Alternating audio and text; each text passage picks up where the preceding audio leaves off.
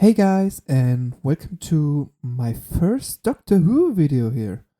Today we're gonna rank the first 13 episodes of the first New Who season, starring Christopher Eccleston and Billie Piper. And without further ado, have fun with this little essay/ranking. You'll find the Prime Minister is an alien in disguise. That's never gonna work, is it? No. Fair enough. World War III is the second episode of the two-parter with aliens in London. So, kinda anticlimactic to choose the second episode first. Sorry. Basically, everything important happened in the episode before, and now it's just filling its time to come to an end. The Doctor saves the crew, and Mickey saves Jackie. Nine, Rose, and Harriet Jones try to meet up, but before, let's have some great CGI action. Being trapped in the cabinet room, the three have a phone call with Jackie and Mickey, and Jackie asks the Doctor, And maybe you think it's all clever and smart, but you tell me. Just answer me this. Is my daughter safe? I'm fine. Is she safe? Will she always be safe? Can you promise me that? Yep. We all know what will happen to her. 9 doesn't answer because Mickey logged into unit, finding out the pigman was a decoy and the Slitheen come from. After convincing the people that aliens are on Earth, which is basically true, the fake Prime Minister declares World War III. Still being trapped, the Doctor figures out how to save the world, but could lose Rose. Fully trusting him, she wants him to do it. Harriet Jones then has her "I'm the Doctor" speech and demands him to do it too. What happens then?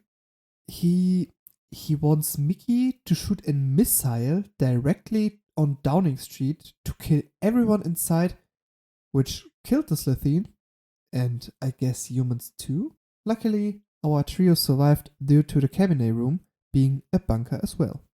Harriet Jones became Prime Minister and the world is safe. Jackie then wants to learn the Doctor better and have a cup of tea with him. Knowing the Doctor, he denies and instead wants to instantly travel again, having Rose leaving Jackie and Mickey again. The Doctor actually invited Mickey now to join as well, but he refuses. Rose then wants Mickey as well to join, but the Doctor pretends like he doesn't want him. They give each other a kiss and off they go. Jackie still worries about her, but Rose tries to calm her down. She will be back in 10 seconds.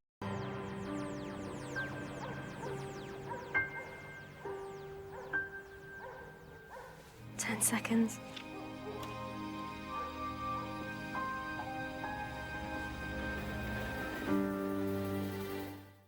Is a slave a slave? If he doesn't know, he's enslaved. Yes. How? The long game is a pretty boring episode, but shows us that not anybody who wants to travel with the Doctor is fitting for this kind of adventures, and it doesn't feel stretched like World War III. The trio lands on the space station Satellite 5, which we will see at the finale again in the year 200,000. Here it's a big news broadcast satellite. The journalists we meet all want to be promoted to the floor 500 because it said the walls are made of gold.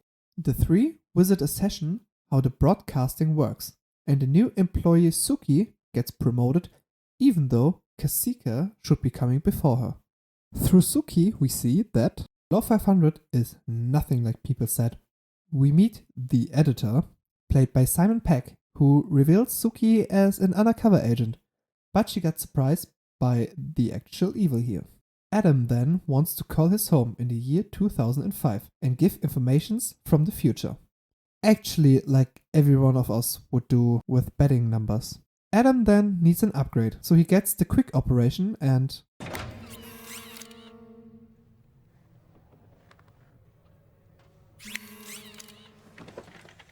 After hacking into the system, the Doctor gets promoted to Floor 500 as well.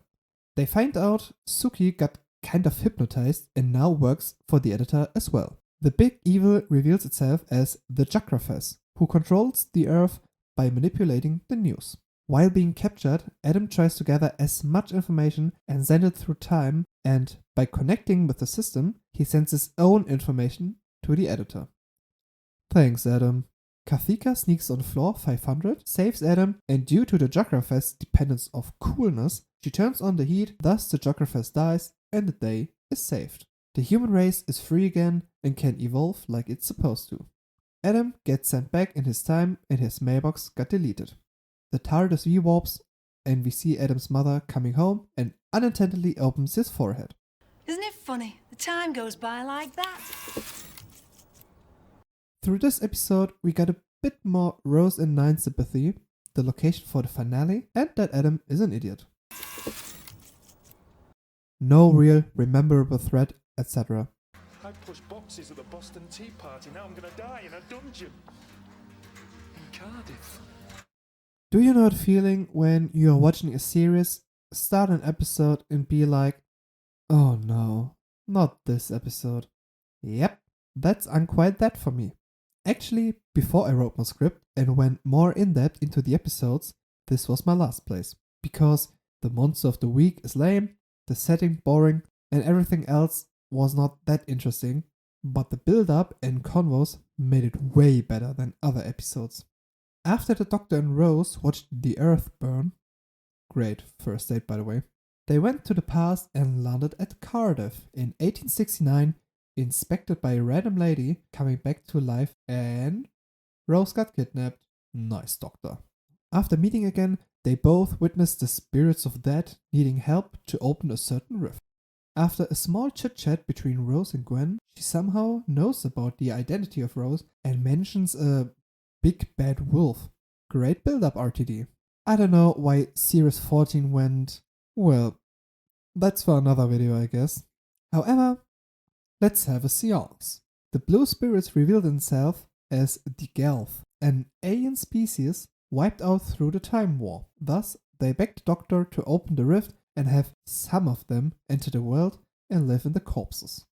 The Doctor offers the Gelth temporary use of the corpses until he can transport them to a place where they can build new bodies using Gwyneth as a bridge to cross the rift. After the Gelth vanished, Rose and the Doctor argue if it's okay to have an alien species living in dead people.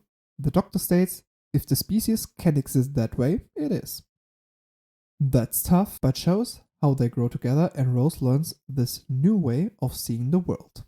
For sure the Gelth turn out to be bad and wanna bring millions through the rift and wander on Earth. Charles Dickens, who is by the way in this episode, flees but realized how to stop them. Rose then asks how it's possible that the world could end even though she's born in 1986. We then get the classic time can be rewritten explanation. Dickens comes back, and with the help of Gwyneth's last act, they manage to close the rift and save the day. For me, a very tedious episode, but great build-up with the Bad Wolf, the Rift of Cardiff, and how Rose and the Doctor stick together even though they don't always agree on everything. He can't die on his own. Can I try again? Father's Day. Father's Day is another episode I barely wanted to rewatch because the story can be put together in 2 sentences. Rose saves her dad from dying, the world could collapse, but at the end, he let it happen for the sake of his daughter. But here we are, trapped in a 50-minute episode, still with bad CGI and a story that stretches more than liquid plastic. However, this episode is important for the overall understanding of how Rose's family dynamics are and will be in the future. We start with a flashback of Jackie telling little Rose about her father, that he died alone and she misses him. Our Rose then asks the Doctor if she can see him. They then visited the marriage of Jackie and Pete, and after that, to the day he died. Rose wants to be with him when he dies, so he doesn't have to be alone. They wait for him, he got hit by the car, but she can't move. They wait too long until Pete dies. Alone again.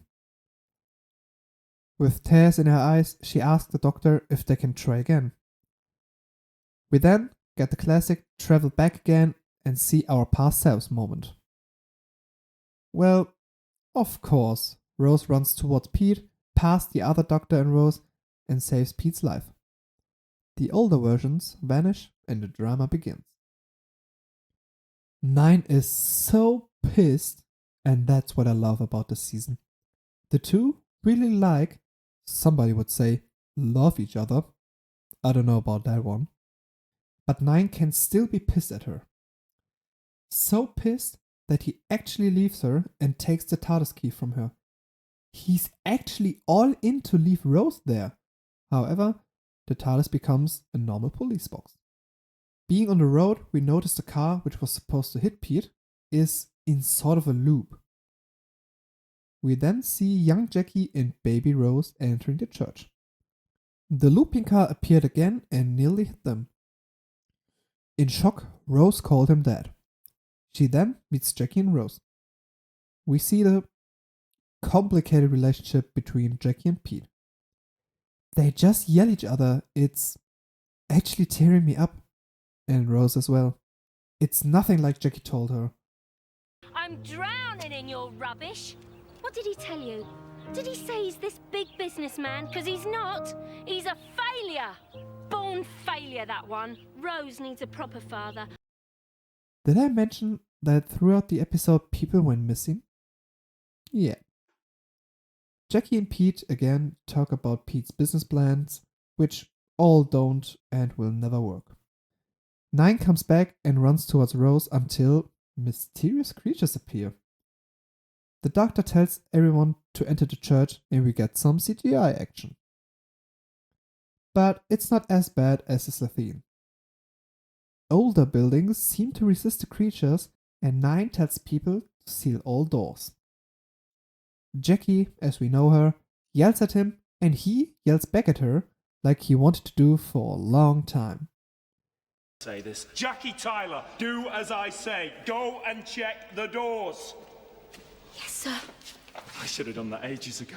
He's telling us that there's a wound in time and that's why the creatures appear, like some kind of bacteria. Pete and the Doctor are having a chat and talk about the car looping around the corner. He slowly realized what happened and how all of this is connected to him. He then talks to Rose and finds out, completely on his own, that Rose is his daughter and she saved his life. We got a sweet little scene of 9 appreciating everyone and their lives. The boy from before turns out to be Mickey and clinging to Rose. She walks to the Doctor watching over baby Rose and he explicitly forbids her to touch herself. 9 is mad about her but apologizes to her. They can be mad at each other but still apologize and talk normal to each other. After a hearty hug, Rose feels the TARDIS key in his jacket being hot. It's still connected to the TARDIS. Pete completely realizes that he actually dies there in the next convo. He's pretty damn smart for real. The TARDIS comes back in a way, but still needs a bit of time. Pete tries to convince Jackie about Rose being their Rose. So he gives baby Rose to our Rose, but because of that paradox, the creatures are able to enter now, and the Doctor plus the TARDIS vanish. He actually dies in this timeline. Everyone might die in this timeline. Pete again watches the car looping, always at the same time, and understands what he has to do now. He says goodbye to Rose, and at the end got along with Jackie again. Pete is running on the street towards the car, got hit, and the creatures disappear. The Doctor and everyone else comes back and tells Rose to go to him until it's too late. Pete dies in her arms. We got an updated version of Rose's flashback. The man in the car didn't hit and run. He waited for the police, and Jackie remembers a girl holding Pete's hand when he died. She can't remember that it was Rose. After that, she and the Doctor, hand in hand, walk towards the TARDIS. This episode is so important giving us the dynamics of Pete and Jackie and more insights of their characters. And for sure for future events. However, as a rewatch, I was pretty bored because what happened can be summed up in 2 sentences. It's still a good episode. From now on, we only have episodes I like, which is pretty nice. 9 out of 13 episodes that I really like. Gifts. I give you in return air from my lungs. How intimate. There's more where that came from. The End of the World is the 2nd episode of the 1st season and the first adventure in the TARDIS for Rose. The options are infinite. In what did the Doctor choose for the first one? The death of his companion's planet. Great idea, dude. They are 5 billion years in the future, the moment we all feared when we were 7 years old. The two are on an observation desk and we got the first use of the psychic paper, thus they are allowed on the platform. The guests have disembarked. They're on their way any second now. That's me, I'm a guest. Look, I've got an invitation. Look, there, you see, it's fine. You see? The Doctor +1. I'm the Doctor, this is Rose Tyler. She's my +1. Is that alright? Well, obviously. The steward is announcing the guests, which instantly shows us the range of races and creatures of the universe. Many, or nearby all of them, never appeared again. But who cares? The most important guest is the face of Bo, which we won't see anything special in this episode. Meanwhile, other guests enter the room and we got the funny part of exchanging gifts. The trees, for example, have actual gifts and the Doctor...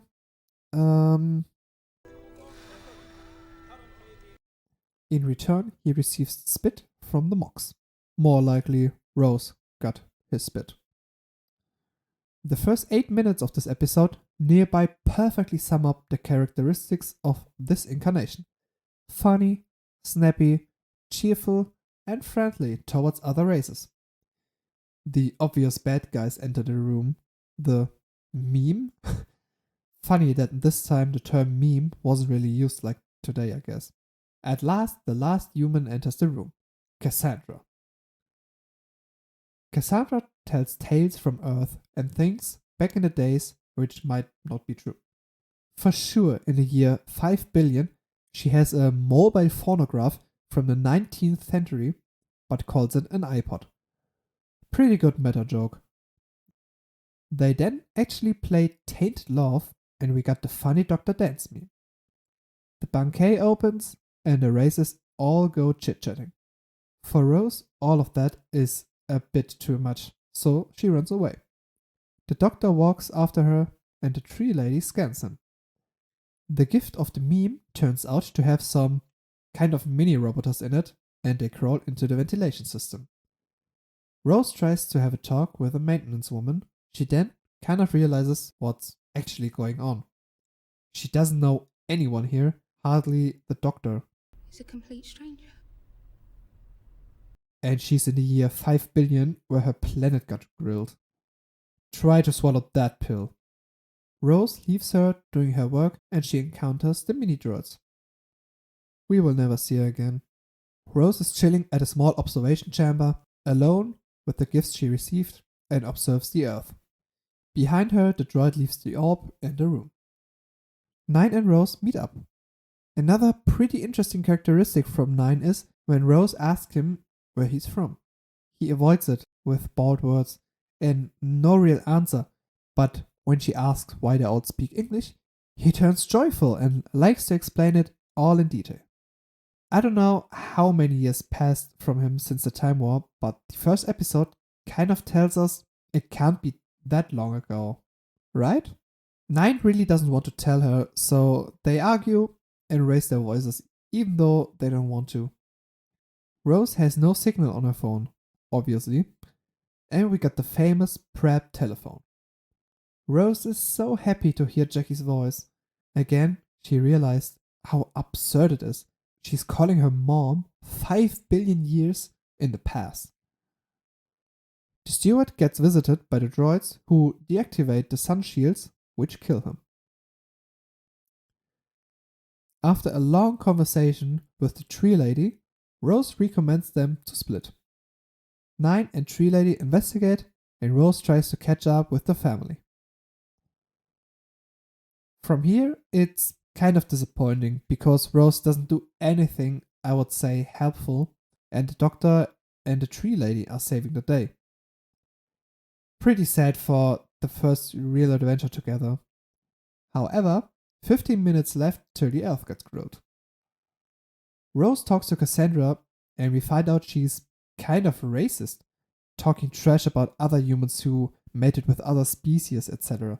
She calls herself the last pure human. Rose mocks Cassandra and tells her that she is the last real human. The tree lady and 9 have a little chat, and she calls him out. She expresses her condolences. 9 actually has a tear running down his face and gets sentimental. We cut to Rose, who gets beaten down by the meme and taken to the lonely room before, locking her in. 9 and Tree Lady are inspecting the ventilation system and find out about the droids. Cassandra gathers around everyone and starts playing an old ballad, Toxic by Britney Spears. Rose wakes up the moment the sun shields in her room get shut down. 9 saves her just in the right moment, but the door is so melted it doesn't open, so he leaves her. Everyone wants to know whose fault it is. Cassandra calls out the face of Bo, because it was sponsored by him. The doctor sends back the one droid he got to his master, and obviously it crawls to the meme. However, the doctor knew that they are just remote-controlled toys and sends the droid again, who crawls to Cassandra. Her plan is money. She invested in the opposite companies who would profit from all their deaths and the stocks would rise. Cassandra then teleports away even though it is forbidden. Here we are now. The shields are lowered, everyone is stuck on the platform, and there isn't much time left. The doctor and the tree lady are looking for some kind of switch to reboot the system, which turns out to be behind the gigantic ventilators. The doctor tries to pace through them, but they are too fast. Tree lady flips the switch and the ventilators become slower, thus heating up the room. She knows that might kill her, but she trusts the last Time Lord. Rose is still trapped in the room and fears for her alive, due to the glass getting cracked. 9 is at the last ventilator, but the tree lady sadly burned away. So the last ventilator is totally fast again. He can't duck under it anymore, so he does something we haven't seen since, I guess. It looks like he can slow down time and walks through the ventilator at the exact right moment. Pretty epic, to be honest. He reaches the switch at the right moment and can raise the shields again. The exoglass repairs itself and Rose is safe. She now randomly enters the main room and sees the doctor, who straight up walks to the other 2 tree guys and grieves with them. He then is really upset and figures out how to teleport Cassandra back to the platform. After a short exchange of words, Cassandra creaks and dies, due to nobody having her moisturize her. 9 and Rose then are alone and finally have a moment together and go back in the year 2005, having Rose realizing how useless everything might be someday. The doctor then tells Rose about his planet, that it is gone, destroyed by war and having everyone die except him, the last of the Time Lords. He then asks Rose if she still wants to travel with him. For sure, but first, Rose wants to eat some chips, and off they go. The end of the world is pretty iconic, with funny interactions, but as an adventure, it's also kind of mid. As I said before, Rose didn't do anything, but we got a really good look at this doctor's emotions. I love Christopher Eccleston. I would call this another good episode.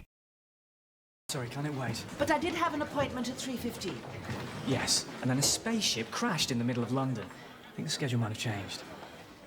So, here we are now. The first episode of the two-parter with World War III. We start with a flashback of what happened on Earth before we land, and the doctor tells Rose that only 12 hours have passed. Excited to see Jackie again, She runs towards her apartment while Nine stays at the TARDIS. He wanders around and sees a poster, and he's shocked. We then cut to Rose casually entering the apartment, telling she just slept elsewhere. Jackie looks at her as if she was seeing a ghost and drops her mug. The Doctor runs to Rose. The poster was a wanted note for Rose. Turns out they were gone for 12 months, not hours. Not 12 hours, it's 12 months. You've been gone a whole year. Sorry. After the intro, we watch a boy spraying something on the TARDIS. Might be important later. Jackie for sure is angry and upset, shouting at Rose. I mean, she's totally right. Imagine your daughter randomly disappears without any note. Not calling, nothing. And then reappears like nothing happened, telling she was traveling but left her passport at home. Traveled along with a stranger who could be twice as old as her. Actually, he's 900 years old. My mum was right, that is one hell of an age gap. She slaps the Doctor pretty hard in the face. She might have done this a few times. Jackie wants to know so hard what happened, but Rose can't tell her. Nine and Rose talk on the roof about things that happened and how she can't ever tell someone because they wouldn't believe such alien stories.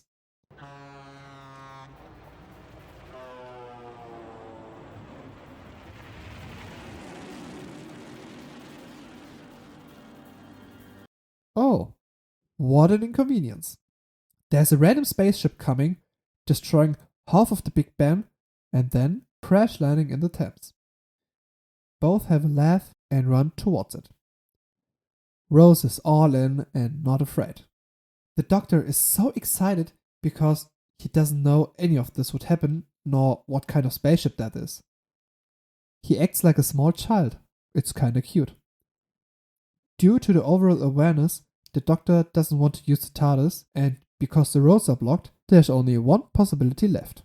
We could watch it on TV. The people are panicking that there's a real spaceship in the Thames. The reporter tells that found a body. It's unconfirmed, but I'm being told that a body has been found in the wreckage. A body of non-terrestrial origins. And being brought to a hospital. The military chef visits the hospital and wants to know about the ET. A doctor shows it to him and she confirms that it's real. Not a hoax or something. She asks him about the Prime Minister, but he's silent. Strange. We are looking at the TV again and the reporter states that the Prime Minister hasn't been seen since this event. He also comments that a random person enters the Prime Minister's office during such a crisis. And there she comes, the good old Harriet Jones. She says she also has an appointment, but the secretary sends her away. The secretary then says to the person before he's acting Prime Minister now, due to the actual Prime Minister being missed in action. And here we are with the first farting sound. They meet up with two other persons and recommend discussing things in the Prime Minister's office. They got the alien protocol from the secretary and enter the room. Being alone now, the facade drops. They burst out laughing, letting us in the dark what they have to do with it. The Doctor wanders off. It's too human for him in there, and for him, that was an invasion. It was a clean crash landing. Nothing to be worried about. Before he leaves Rose, we get the epic moment of the Doctor giving his companion the TARDIS key. Rose is a real Doctor Who companion now. We then see Mickey again, who randomly sees the Doctor, and when the Doctor is here, then Rose has to be there as well. He tries to catch him, but... So, the Doctor actually travels alone now, but not for a long time. Harry Jones tries to bribe the secretary with coffee to gather some information. Our antagonist trio exits the office, and Harry Jones talks to them about topics they should know, but look overwhelmed like they don't have a clue. They say they are busy and leave her. Alone. With the open office and emergency protocols. The Doctor? No, not that Doctor. That Doctor? hears some banging from where the alien corpse should be. Meanwhile, our doctor lands nearby. The banging is getting louder and louder. The doctor opens the door and enters the locker room of the army being stationed here. What else to do in a situation as to put on a creepy face? We cut again to the banging noises and only hear the woman screaming. Following Protocol Delta, the doctor and the soldiers are running towards her. It escaped. Or better, it hid in a lab. We finally see what the alien looks like. It's a walking pig. It's running towards the soldiers and... What did you do that for? It was scared! It was scared. Harriet Jones hears the acting Prime Minister coming near the conference room and tries to hide. The Chief of Military is calling out the acting Prime Minister for not doing anything, and the trio laughs and farts in front of him. Oh, excuse me. What am I looking at? 2005 humor, I guess. After being threatened, the Prime Minister reveals his true identity, as well as the other two. Harriet Jones' expression says he didn't survive this. The doctors talk about the dead body and that it isn't an alien. It's an earthly pig being manipulated and used for something. The doctor is flying off. Mickey crashes in and gives a monologue about how he feels being set under arrest 5 times because his girlfriend suddenly disappeared. After telling her the doctor went without her, she runs outside. Mickey and Jackie follow her. The TARDIS then materialized right in front of Jackie for the first time. The doctor then starts his teasing with Mickey calling him Ricky. If that might be a foreshadowing? Jackie is leaving the TARDIS being completely shocked. She somehow tries to process everything. The aliens, Rose coming back, the doctor being an alien as well. The reporter from before asks the viewers for their help if they know anything about aliens. They should call the line. What does Jackie? Right. She calls the line and tells them about the doctor. That triggers a red alert. The doctor is again mobbing Mickey without a reason while repairing the TARDIS. Mickey and Rose then finally have a real talk about what happened and how they feel. Rose asks if Mickey was dating anyone at that time, but he denies that. Mickey is a royal one, ladies. 9 finds out that the spaceship started from Earth and came back at it. Something's weird. We then cut to Harriet Jones, and one of the bad guys is now in the body of the Chief of Army and throws away the skin of his previous body. The 3 get informed about the red alert, and the secretary recommends to bring him in as an alien specialist. They instantly find him, but Mickey is running away. Entering Downing Street, a few cops stay by Jackie and the officer wants to talk with her alone. By hearing his tummy grumbling, we get to understand he's one of the aliens as well. Due to the strict rules, Rose is not allowed to join the other experts, but is accompanied by Harriet Jones. She entrusts herself to Rose with what she saw in the cabinet room. They then find the real Prime Minister in a closet. We cut to the experts meeting, where the doctor comes behind the plan of the aliens, and it's their plan to gather all alien experts in one room. At the same time, we cut to Rose and Harriet Jones, and to Jackie. Every one of our protagonists is having an alien near them, and scene by scene, they all reveal their true self to them and to us. We are the Slitheen. I love Harriet Jones' wide open mouth every time they reveal themselves. The IDs the experts got are linked to a remote from the Slitheens to shock and therefore kill everyone in the room.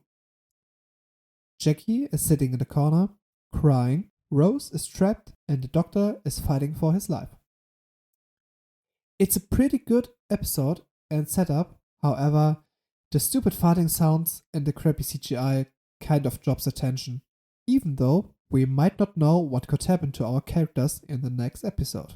This is persecution. Why can't you leave me alone? What did I ever do to you? You tried to kill me and destroy this entire planet. Apart from that. Boomtown is actually connected to Aliens of London and World War III, but 6 episodes apart. So we get a short flashback of the two-parter and see what happens 6 months later. We start with a man who turns out to be the government's nuclear advisor who warns someone that the project that the person's planning is highly dangerous. The person reveals herself as the Slitheen woman. Looks like she survived the attack. The advisor points out that the construction and nuclear power station she was planning would most likely end up in a disaster, destroying the whole world. But she would never want that, right?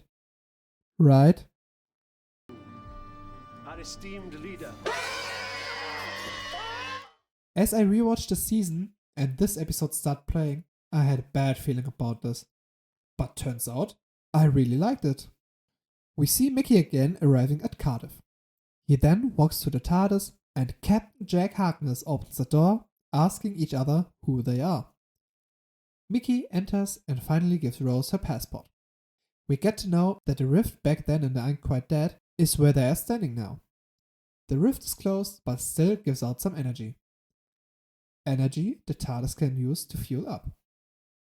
The Doctor teaches everyone why the TARDIS does look like a police box. It's a cloaking device. It's called a chameleon circuit. The TARDIS is meant to disguise itself wherever it lands. Like if this was ancient Rome, it'd be a statue on a plinth or something. But I landed in the 1960s, it disguised itself as a police box and the circuit got stuck. The Slitheen woman is given an interview, but does not want to be photographed. After her speech, a journalist shows up and tries to talk to her.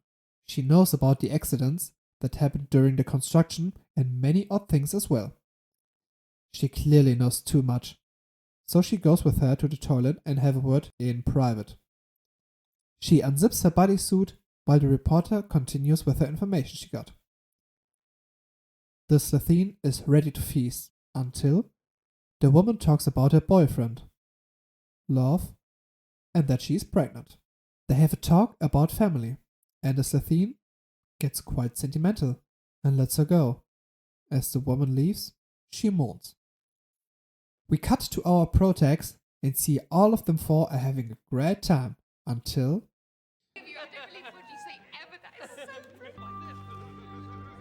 And I was having such a nice day. entering the building, Jack is giving everyone clear instructions, like he is the captain, until the Doctor interrupts him as he is the one who is giving orders. Right, here's the plan. Like you said, nice plan. Anything else? Trying to meet up with the woman, she is fleeing. Everyone is heading towards her, but she can escape. Oh, the Doctor's very good at teleports.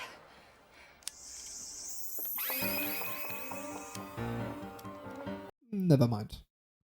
The Doctor reveals her plan. Due to the explosion of the nuclear station, the rift would open and she could escape with the Tribophysical waveform macrokinetic extrapolator. Couldn't have put it better myself. The Doctor is looking at the name of the company. Blythe Thrug. What's it mean? Bad wolf. But I've heard that before. The Doomsday theme here. However, he doesn't make a big thing out of it. Nah, just a coincidence. Like hearing a word on the radio, then hearing it all day. Never mind. They then plan to bring the Slitheen back to her planet, so she doesn't have to blow up the planet. The clue is the death penalty is awaiting her, and she asks him if he's fine with this, bringing her to her execution. Not my problem. They all enter the TARDIS. Jack is wiring up the space surfboard to the TARDIS. It could help fueling up the TARDIS faster. The Slitheen is playing mind games with them by calling them her executioners, and she's kind of getting them with it. They all feel guilty. Rose for sure didn't need her passport from Mickey. She wanted to see him, and off they go, have a drink together. The TARDIS still has to fuel up. The Slitheen is still talking into the Doctor's mind. he slaughtered her whole family and now has to execute the last of them. After a small laugh together, she asks for dinner with him. Last meal, sort of. I wonder if you could do it. To sit with a creature you're about to kill and take supper. How strong is your stomach? Jack is staying alone at the TARDIS, and Mickey and Rose are still walking around Cardiff. The Slitheen finally tells her name, so I don't have to always call her that. I'm Blonde Philfoch Pasimir de Slitheen. Blom then tries to poison him, but he for sure knows about it.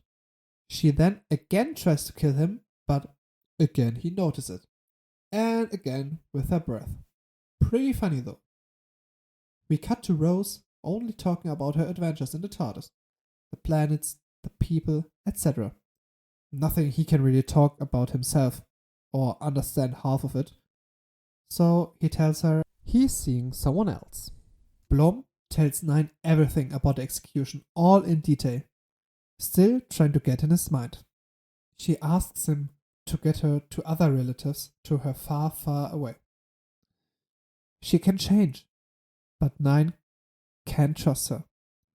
Rose and Mickey have a fight, and Mickey finally opens up how he feels. Always being on standby, waiting for her eventually to show up every 6 months and flying away again. Blom again is begging him. She can't change, but needs a chance. The Doctor trusts her, but can't forget what she has done. He tells her a mass murderer can't be forgiven just because once in a while he spares a life.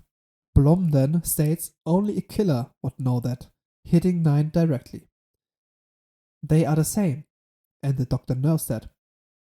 There is nothing he can say about it. She talks about her family indoctrinating her with killing since she was a child, but the Doctor can't listen to her because, without a warning, glass shatters and the ground is shaking. Rose runs off, leaving Mickey alone again. The rift is opening. After Rose enters the TARDIS, Blom takes her hostage, ordering Jack to take her home. It was all planned by her. That the Doctor would come and connect the board to the TARDIS. But right before she could do so, the rift opened the heart of the TARDIS as well. Blom is looking right into the heart of the TARDIS. She's staring for a while, and then... Thank you.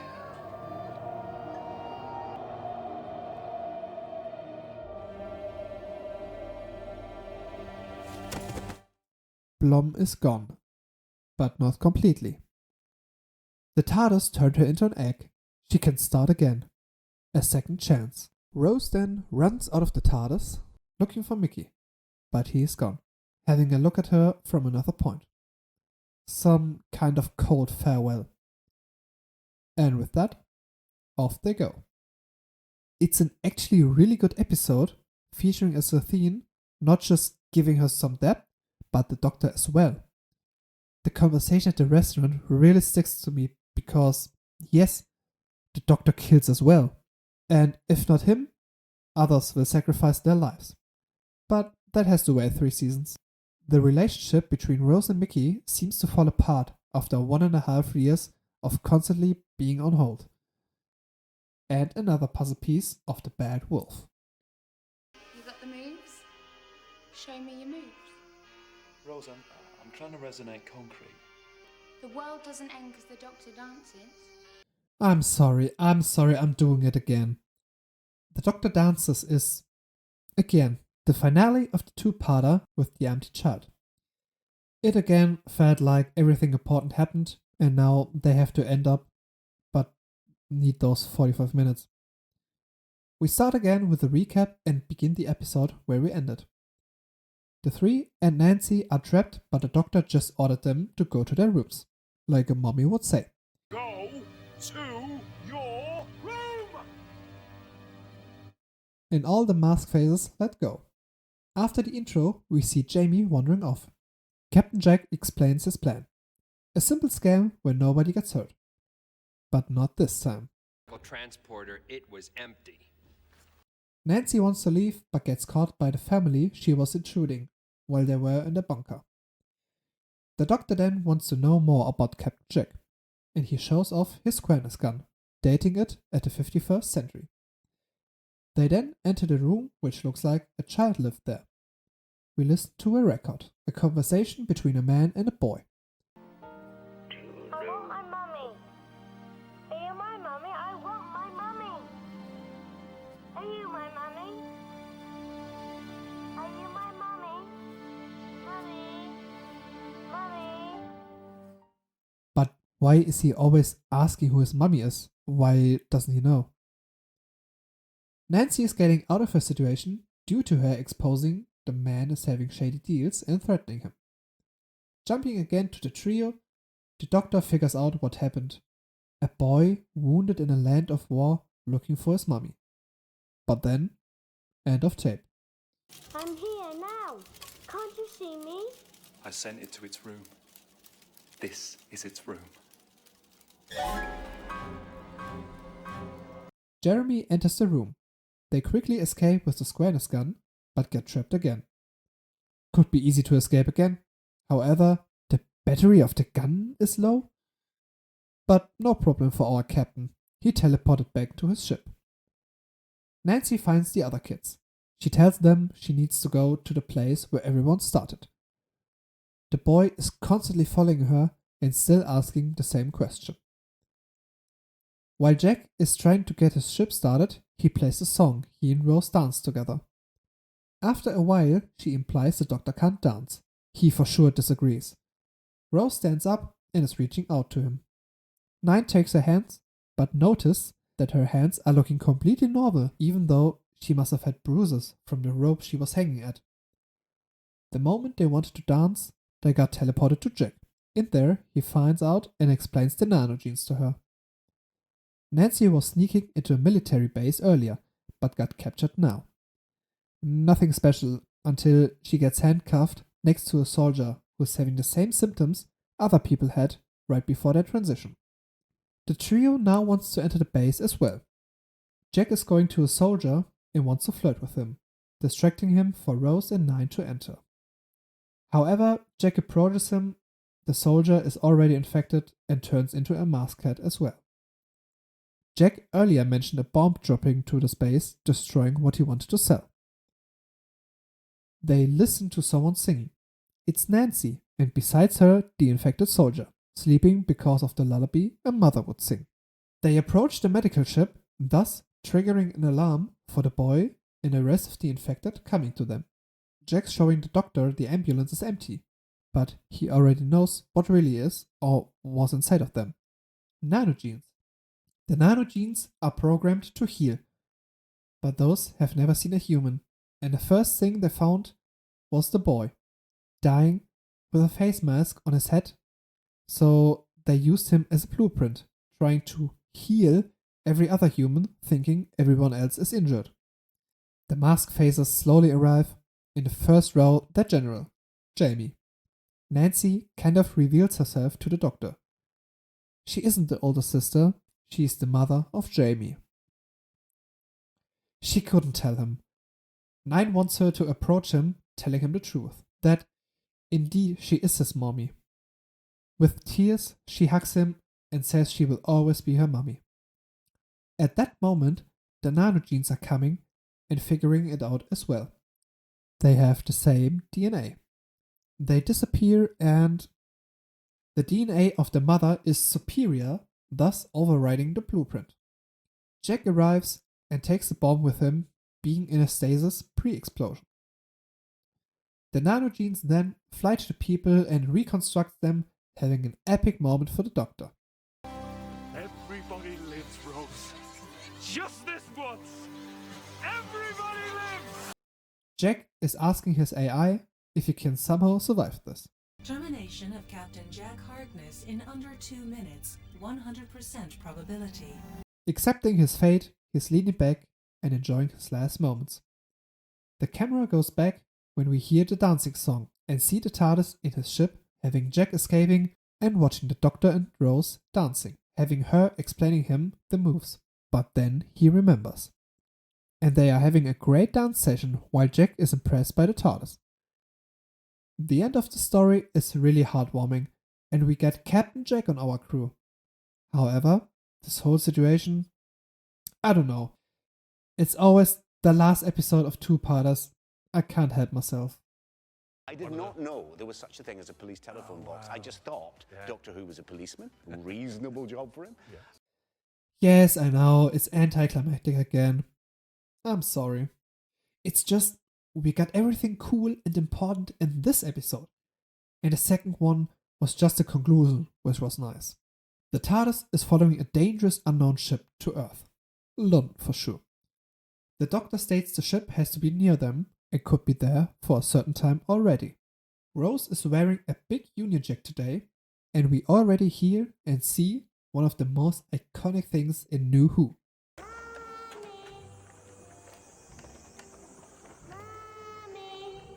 That's where the two already split up. Rose looking for the kid, and Nine goes into a bar, asking the people if something fell from the sky recently. The crowd kept quiet at first, but then burst out in laughter. Like he told them something which might not be funny at first, but as a comedian could be. He still asks for an answer, but the crowd's laughter gets interrupted through a horn blaring. The people stand up and Nine is looking at a poster. Hitler will send no warning. We are in the Second World War, 1941. We already got the Third World War, only one missing, right? Rose grabs a rope, but the moment she climbs up the wall, the rope moves, which turned out to be attached to a Zeppelin, taking off and flying her directly into the attack of the Nazis. Okay, maybe not this t-shirt. Nine leaves the bar looking for Rose and heading towards the TARDIS. He's having a little chat with the cat until suddenly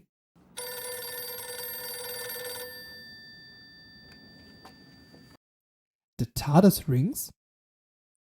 Did that happen before?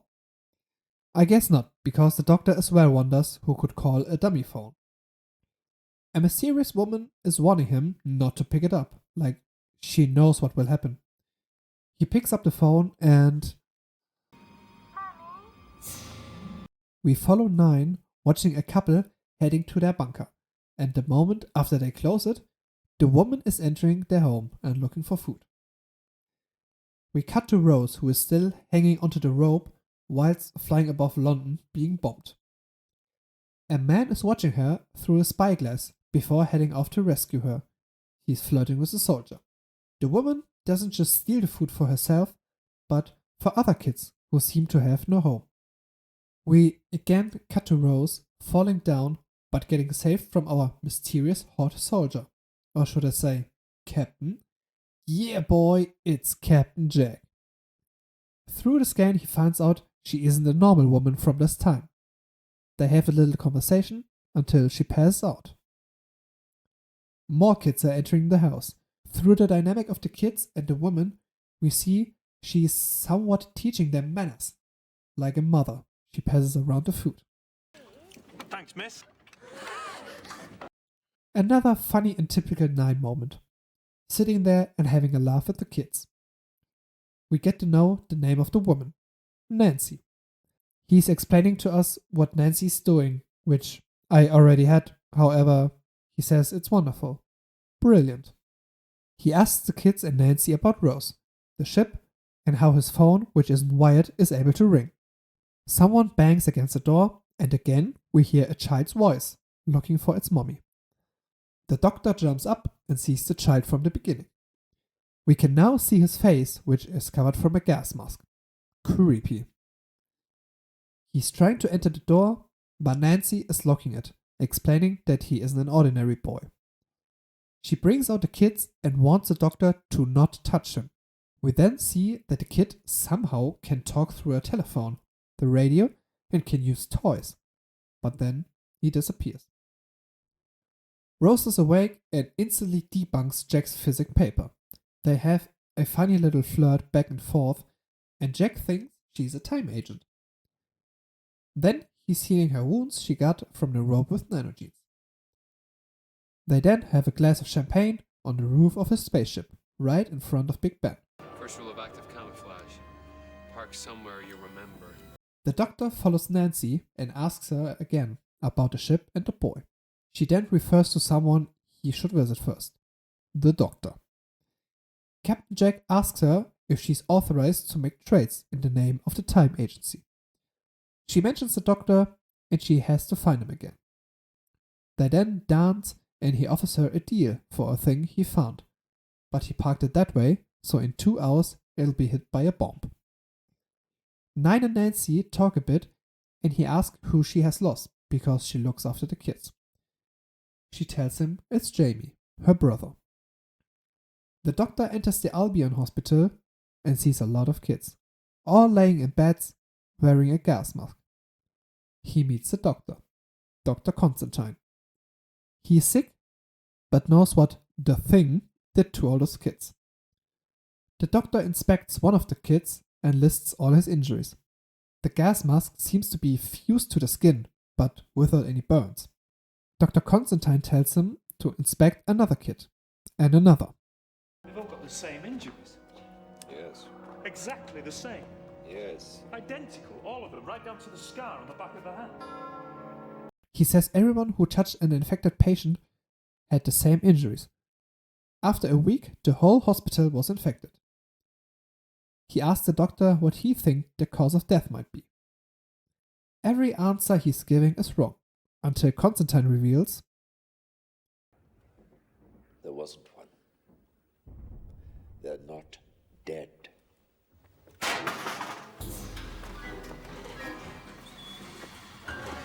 Yep, they are all awake. Now it's getting creepy. They lay down again. Constantine says he had a family, but now he's just a doctor. Nine says he knows the feeling. Constantine is getting sicker and sicker, but tells him to not touch him. And now we get the first scene of Moffat's dark genius. Constantine tells Nine where he has to go now, and to find Nancy again. She knows more than she told us. He begins to stutter and holds his neck, until he as well starts to ask for more. And then...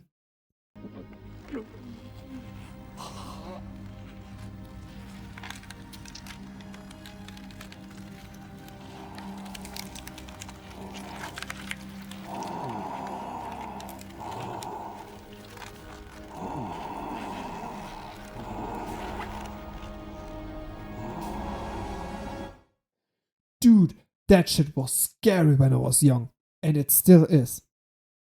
Constantine is now one of them. Jack and Rose enter the hospital, and Nine goes along with the time travel disguise, and that his name is Mr. Spock. We cut to Nancy again, who is in the house again we were before, and the boys enter the house. She's hiding under the table. Captain Jack also examines the kids and says that it's impossible as well. The doctor wants to know what that ship was they've been following, because it has to do something with all of this. Jack then reveals that it's just an empty ambulance. It's nothing inside. He wanted to sell it as something expensive, but sadly a bomb will hit it and they would never know. Jack comes behind their disguise that they are not from the Time Agency and says his junk has nothing to do with the situation. At the end of the episode, we cut between Nancy and our trio, both getting trapped. Nancy by the main child, and the others from the many patients. Nancy calls the boy Jamie. It's her brother. The situation seems hopeless, and if I would have ranked this episode lower, it would actually be more interesting, wouldn't it? That's the first episode directed by Steven Moffat, and dude, he's on fire. I love his episodes in the RTD era. This whole "Are you my mommy" thing is so iconic, my mom still uses it today. Welcome to the Weakest Link. Can you believe it, guys? I start with the first part of a two-parter! Bad Wolf is the 12th episode out of 13, and we get a quick recap on The Long Game. Satellite 5 news broadcast. Floor 500, remember? 56 minutes ago? 100 years later, we start with the doctor suddenly waking up and being very weak on his knees. he can't remember anything. Long story short, he's in a new season of Big Brother. You have got to be kidding. After the intro, we see Rose having the same symptoms, but being in a different room. She's in a quiz show with an android asking questions. We also have Captain Jack in some kind of a beauty show. So, the first thing we have to get rid of are his clothes. Instantly flirting with the cameras. You have to love him. The Doctor remembers how they got teleported here through the TARDIS. That's crazy if you think about it. For sure, he doesn't just play along and states he will go out there and find who is responsible for it. Rose's game starts and it's called The Weakest Link. I don't quite know what it is homaging. You get asked questions and collect points. At the end, you vote one out. She has lots of fun. Captain Jack is getting a new drip. The Rego robots start talking about a new phase and thinking about something drastically. The voting is finished and the first one voted out is really begging for it not to lose. We slowly getting to understand what is going on until the weakest link gets disintegrated. Another guy tries to leave, however, back at the house someone is voted out and the Doctor does a face I have when watching scripted reality. She is leaving the house but looking mean, like something bad is gonna happen. On the TV we see that she also gets disintegrated. Now 9 is getting serious. We get a glimpse of the control room and a woman being in the center and watching everything. Jack's second phase is literally called Face Off. He's standing right in front of two robots who want to kill him. Naked. However, he pulls out a tiny gun. Where did he hide that? You really don't want to know. Cutting to Rose, she's in the finale now, because the other opponent wants someone who doesn't know much about topics everyone should know at this time period. So, he can win. He mentions a bad wolf cooperation, which Rose instantly remembers, and we get a little compilation, and Rose figures out that she might be here for a purpose, which the Doctor might have figured out as well, because he damaged the property and is now in the disintegrator room and nothing happens. He frees Linda and takes her with him, kinda like a new companion. We finally get to know where we are. Satellite 5, for sure. Linda actually asks 9 if she can travel with him, and he accepts with a big smile. After turning on the lights, the Doctor also sees a big bad wolf sign. A human who watched the Doctor escape reports that to the controller, who ignores that and wants him to go to work again. It also states Archive 6 is closed for them. Jack is looting the room and leaving with a big gun looking for the Doctor. Talking about him, he got to know that the human race still didn't evolve right. And that is also his fault. Because 100 years ago, when destroying the infrastructure of Satellite 5, Earth had no channels to watch, thus evolving now, having 10,000 channels at the same time, constantly entertaining them instead of flying through space. A lot of matter in here. 9 and Jack meet up and are looking for Rose. The Doctor has a feeling it's not just transmitting the channels. Something else is going on here. Jack and 9 are rushing towards Rose. Meanwhile, we see the finale between her and the other contestant. They are right in front of the door. We see Rose failing and her panicking. The Doctor opens the door, Rose runs towards him, but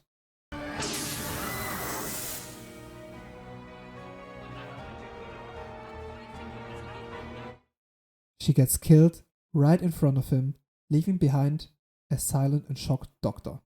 The three get imprisoned and the Doctor really doesn't look well. But the moment the guard opens the door for himself, they take them by surprise. The Doctor stands in the first row with the big gun in his hand. We now see how the Doctor can become without a human companion. 9 asks who's in charge, and the human from before says that the controller can't speak. And by the way, the Doctor is handing him the gun because he doesn't shoot. The human also tells him he found many unidentified transmitted signals. Jack opens Archive 6, which turns out to have the TARDIS inside. The Doctor again asks how cruel it is to kill all those people and just going along with it, whereupon a woman states she was just doing her job. And with that sentence, you just lost the right to even talk to me. Now back off! The system powers down due to solar flares, and the controller can speak freely, talking to the Doctor. Her masters control her thoughts, but the flares are the only chance to talk freely. Her masters have been controlling Earth secretly for hundreds and hundreds of years. And because I ranked this before the finale, it's actually thrilling to know who her masters are. Or I guess you've all watched this 20-year-old episode and know who or what is coming. However, Jack found something out and demonstrates it to Linda. He disintegrated her, but brought her back. It's not a disintegrator, it's another transmitter. We cut to Rose, and she's actually alive.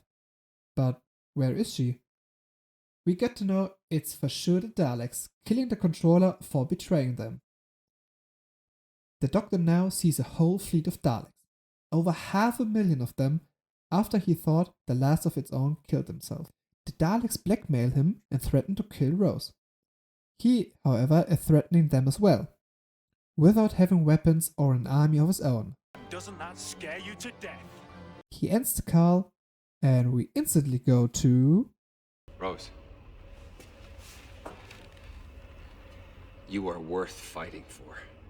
the finale of Series 1! Yeah! Please be proud of me, we can finally do this the right order. The TARDIS teleports directly onto Rose, having her and a Dalek inside it. However, Jack handles him quickly. 9 is looking at the dead Dalek with anger on his face. He thought every one of them died during the Time War, but the Daleks always survive it. Knowing him, he instantly goes Goofy mode again and leaves the TARDIS, asking them how they survived the Time War. They survived through me.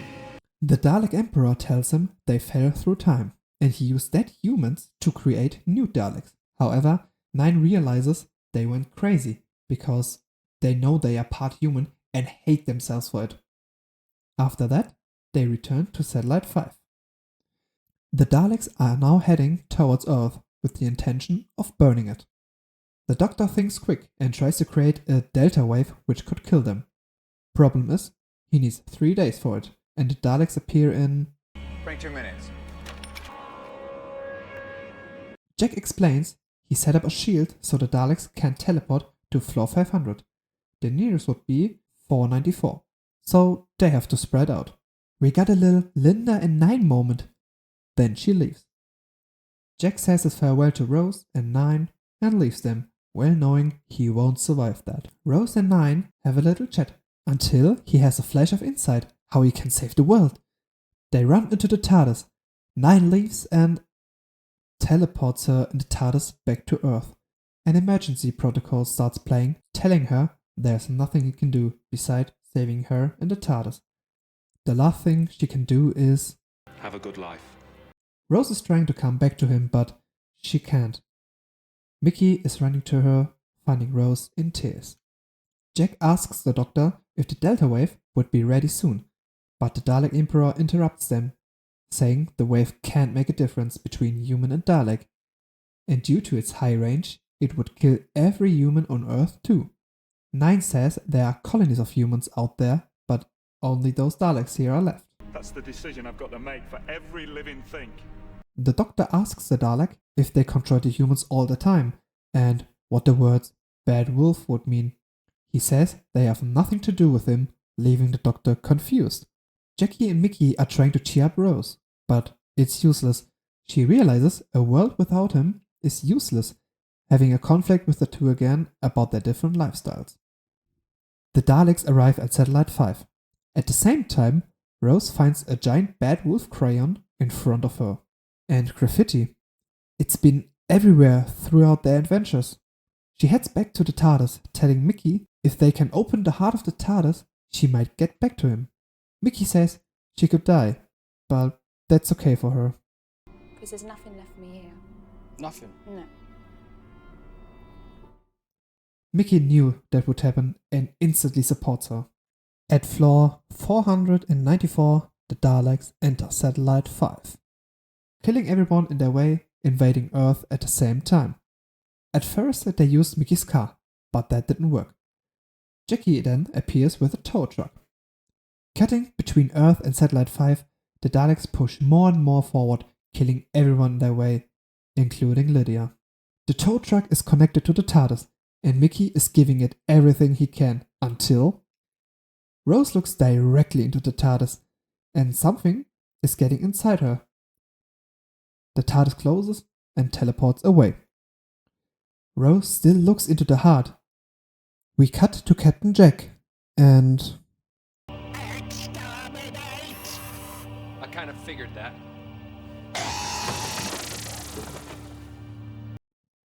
the Daleks kill everyone we know and finally enter the room of the Doctor. He threatens the Emperor of killing him and all of the Daleks, which always reminds me of the Fourth Doctor when he had a chance. The Emperor, however, isn't afraid. He wants him to do it. He wants to see the Doctor becoming a great exterminator. What are you, coward or killer? And here we see the influence Rose had on him. He refuses to press the button. Coward. Any day. And here we are. The Doctor against the Daleks. Alone, afraid of killing Daleks and humans, and no last trick in his pocket. Until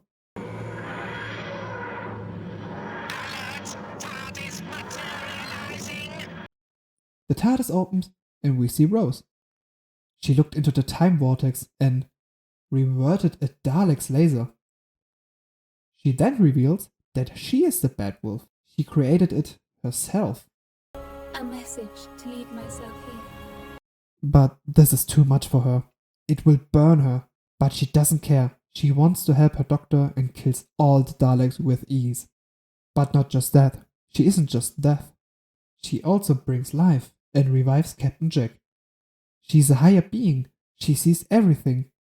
Like a Time Lord. But a human can't be like a Time Lord. We will get to that later. It hurts her. It hurts Rose, but the Doctor knows what she needs. I think you need a doctor.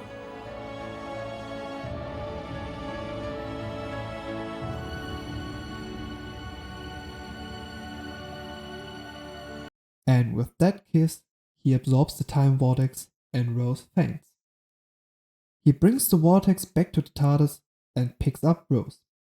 We see Jack again, and the TARDIS is dematerializing. Rose wakes up and asks what happened. She kind of forgot what happened, and the Doctor begins his farewell.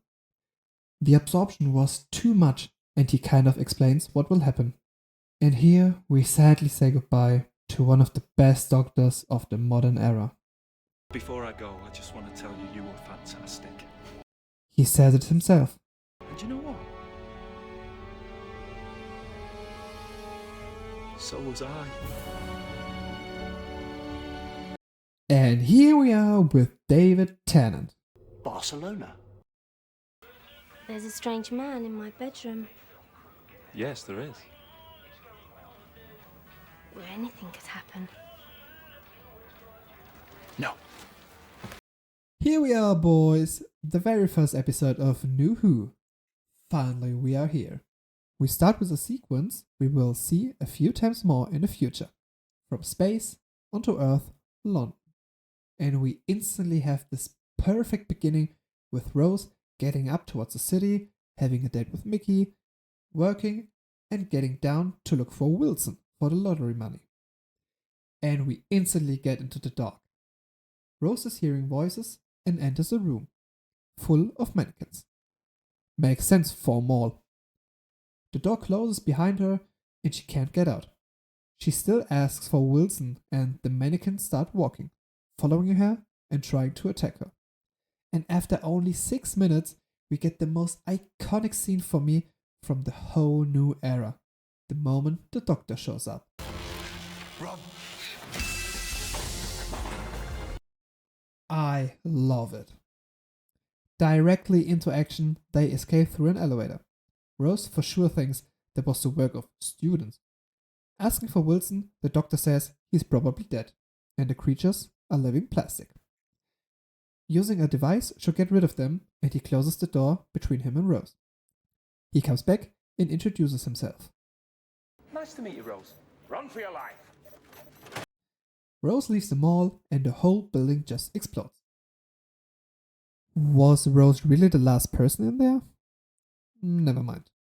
She runs away and we get a glimpse of the TARDIS. Back at home we get a perfect summary of Mickey and Jackie in just 2 minutes. Mickey's worried about her, but just a man as we all are and wants to go watch football game. And Jackie knows everyone around town and is the queen of gossip. When I think about it, she and Donna could have been best buddies. While leaving, Mickey throws away the arm from the mall the doctor ripped off and gave Rose. The next day, something is at their cat flap. Turns out it's the doctor who's following a signal. He wanted to leave again, but she pulls him, demanding some answers. Entering the room, Jackie instantly flirts with Nine, who is absolutely zero into it. No. I love it. They have a chat and the doctor is asking like he hasn't seen himself since regeneration, even though later it's implied he had a few adventures. He hears something behind the couch, turns out it's the arm again, choking him. At first, Rose thinks he's joking, which, by the way, would fit Nine, but it's real. Luckily, he can turn off the signal. They are leaving, having a little laugh, and he has his little I'm the doctor moment, telling Rose he can feel the earth move. After that, he leaves and we hear for the first time the Doomsday soundtrack. And the TARDIS vanishes. After that, Rose wants to use Mickey's computer and finds a website of someone looking for the doctor as well. Mickey drives her to his place and he waits outside. He shows her a few pictures where he appeared, for example at the JFK assassination, 1912, a day before the Titanic sunk, and 1883 as well. He already made a few stops on Earth. He must have seen his flappy ears already, but whatever. Clive tells her he has a constant companion. Death. We cut to Mickey, who's still waiting, but the trash can in front of his car starts moving towards him. Clive says when the doctor appears, danger is near. Mickey opens the can, however, he's glued to it, and the trash can sort of eats him up. Rose doesn't believe him and leaves him. Entering the car, we see Mickey, who clearly is not Mickey anymore. The way he talks, acts, and drives, it's not him. Dummy Mickey wants to know more about the doctor without noticing he's right there, popping a cork into his head. Mickey is attacking them, but the doctor got his head. Literally. Rose wants to escape, but the gates are locked. The doctor easily walks into the TARDIS, so does Rose, and we get the classic enter, walk around, enter again moment. The inside's bigger than the outside? Yes. It's alien. Yeah. Are you alien? Yes. Is that alright? Yeah. Through the head, he can follow the signal, however, it melted. He got so close. After shouting at each other, he explains that the Nestine consciousness controls plastic, and Earth is perfect for its purpose. Nine is looking for a transmitter, which for sure turns out to be the London Eye. Fantastic. They run together, hand in hand, and fun fact, it was a hell of a scene for them to shoot, because they wanted to run exactly when this bus is driving as well, so they had to wait and run at the right moment. Arriving at the London Eye, they are looking for an entrance downstairs, which Rose finds instantly. They found the consciousness and Rose wants to kill it with the anti-plastic the doctor made. Knowing the doctor, he wants to give it a chance first and demands it to stop what it's planning. Rose finds Mickey and they try to escape. However, the consciousness refuses to stop its invasion and holds him hostage, getting his TARDIS and taking the anti-plastic. We can't understand what the consciousness is saying, but through the doctor, we know that they are talking about the Time War. He couldn't save its word and feels sorry. Jackie calls Rose, telling her she's going shopping, but the consciousness starts the last phase of the invasion, activating the transmitter. The mannequins start moving and attacking the people, having guns in their hands, sadly killing Clive. Jackie runs away and we see chaos on the streets. The doctor is still being held hostage and nobody's there to save the world. When 9 looks at Rose, she stands up, getting a chain, and jumps at the mannequins, falling into the consciousness, including the anti-plastic, therefore killing it and saving the day. They escape through the TARDIS, and Mickey is running out of it in fear the moment it's landing again. Rose makes sure Jackie's alive and looking for Mickey. The Doctor is thanking Rose and asks her to come with him. He's not invited. She refuses, and he leaves her too. He instantly comes back, and after mentioning it's a time machine as well, she can't resist it and runs towards him with a big, big smile, like I had when I rewatched this episode again. I love Rose. It really is the perfect episode for bringing back Doctor Who after 10 years. We get every information we need and a brief introduction of every important character. No dogshit CGI and lots of fun. I could watch this episode every day. Season 1 was such a fantastic run and had more episodes I liked than when I was younger. The cage contains my one living specimen. And what's that? Like you don't know. Show me. You want to see it? Blimey, you can smell the testosterone.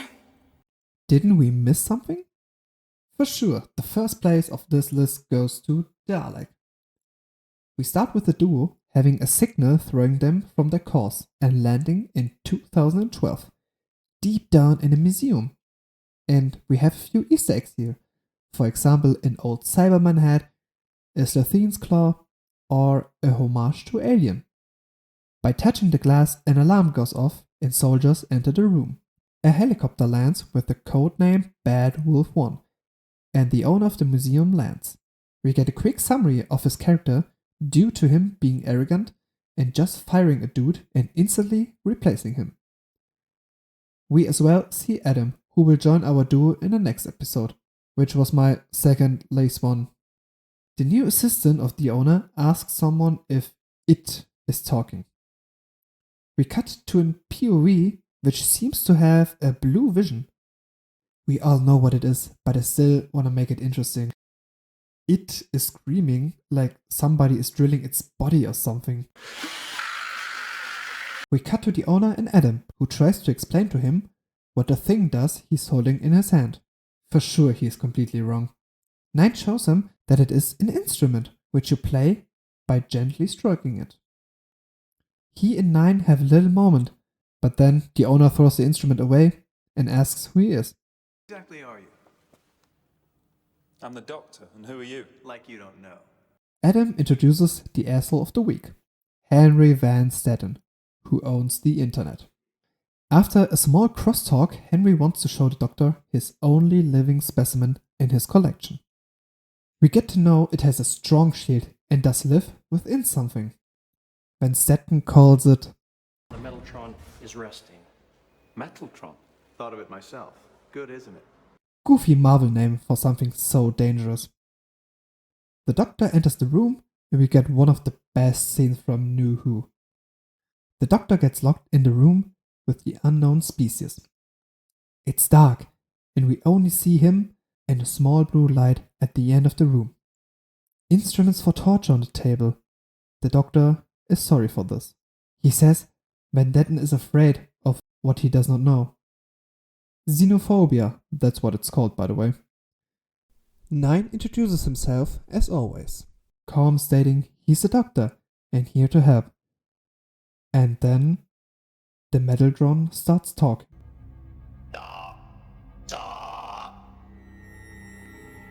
Impossible.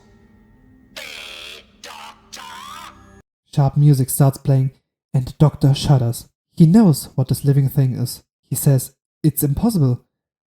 And the lights turn on, revealing visually and with the OST the first Dalek of the new era. Rusty. Oh, no. Not that Rusty, but Rusty and in chains. Screaming the well-known and iconic Exterminate. Aiming at the Doctor, who is in panic, he flees. He bangs against the sealed door, shouting that he has to get out. The Doctor, who we just knew as a happy but as well meanful alien, is so much in fear he wants to run away from a single imprisoned species. What a perfect introduction. But that's not the end.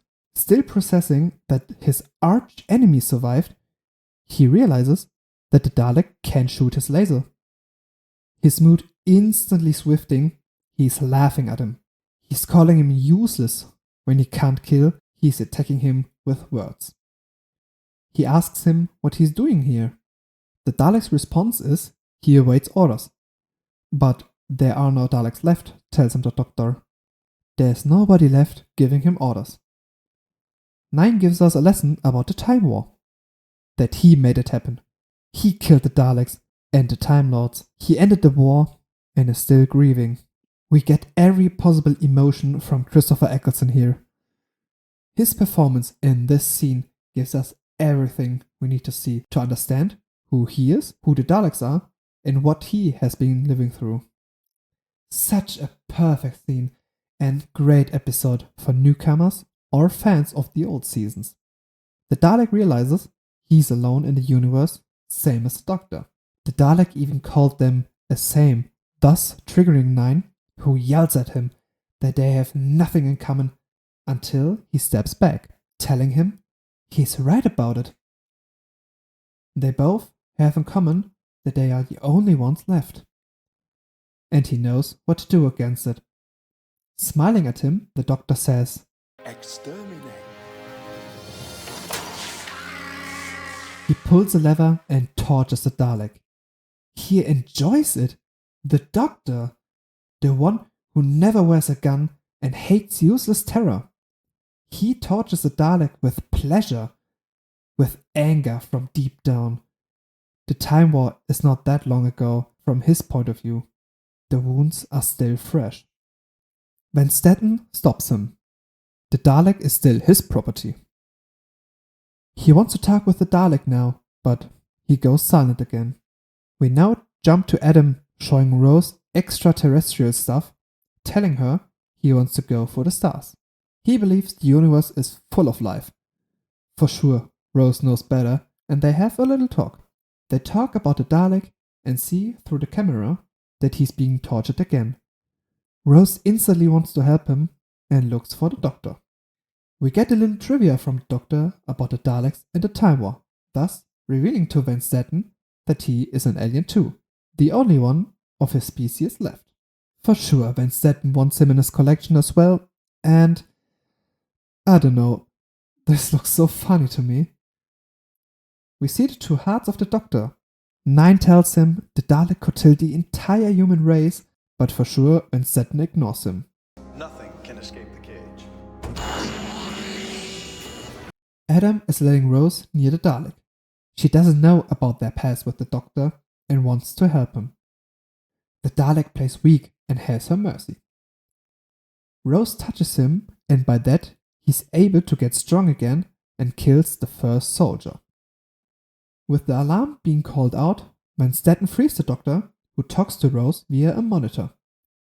We see how fast the Dalek can hack the door and now regenerates himself with electricity and information about the whole internet. We get a showcase about his laser and shield, killing all soldiers in the hallway. After that, we get something the Daleks have been made fun of for a long time. Great big alien death machine, defeated by a flight of stairs. But not in New Who.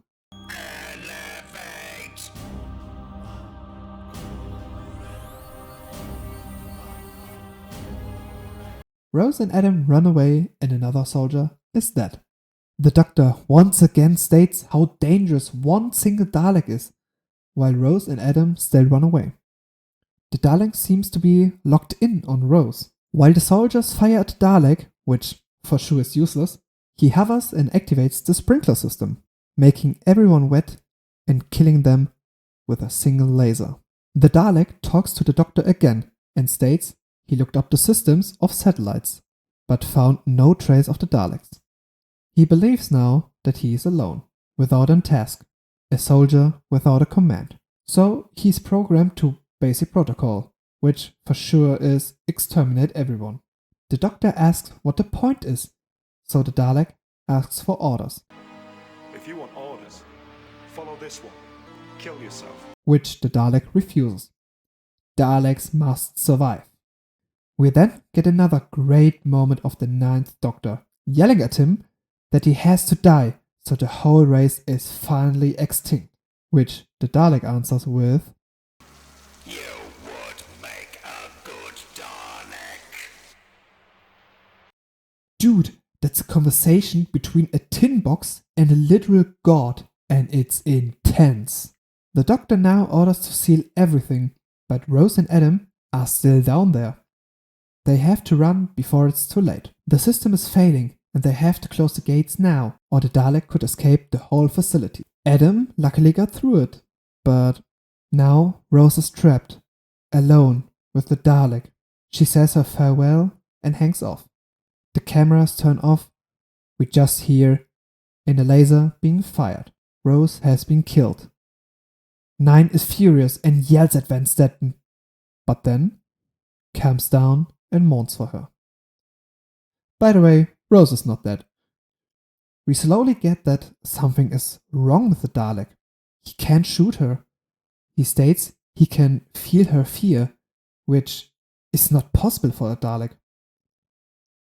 He says he's contaminated and goes wild. The Dalek activates the cameras and shows the Doctor Rose is alive. He threatens him to kill her if he doesn't open the gates. I killed her once. I can't do it again. 9 is looking for a weapon against it and found something. The Dalek encounters Van Stetten and is ready to kill him, but Rose stops him. The Dalek starts questioning himself. I want freedom. Dude, I'm getting sentimental about a rusty piece of metal. Rose and the Dalek are on the first level, and the Dalek wants to know how the sunlight does feel. So he opens the tank and we see the inside of a Dalek. Or better, the real Dalek. Rose stares directly in the eye of the Dalek and it tries to either touch her or feel the light. I'm not completely sure. What I know is that it's really sentimental until... Get out of the way! The Doctor aims that huge gun at her, shouting she has to move. It's not the one pointing the gun at me. Again, it's so well written. The Doctor, a healer, pointing a gun at something that just wants to feel the light. 9 is getting sentimental and mourns the dead. I love Christopher Eccleston so much for his performance. From the Doctor, we get to understand why all that happened. The moment Rose touched the Dalek, it mutated into something new. The Dalek feels so much emotions it can't handle it. He begs Rose to order her to kill himself. And with that, the Dalek chooses to kill himself. Van Stetten gets his karma and our duo got to the TARDIS. 9 can't really believe that that was the last Dalek and they are all dead now. We all know that's not quite true. Adam comes by and we already know that he's coming with them. And that's it. Whew. I really don't know how long that video became. I just wanted to rank and talk about season 1. And now, 1.5 hours or so of content for you guys. What a journey rewatching the first New Who season and experiencing Christopher Eccleston's run again. I miss him, guys. I miss him so much. What are your thoughts on my ranking? Do you agree or not? Let me know in the comments. And without stretching this video any further, I wish you a lovely day. And in case I don't see ya, good afternoon, good evening, and good night.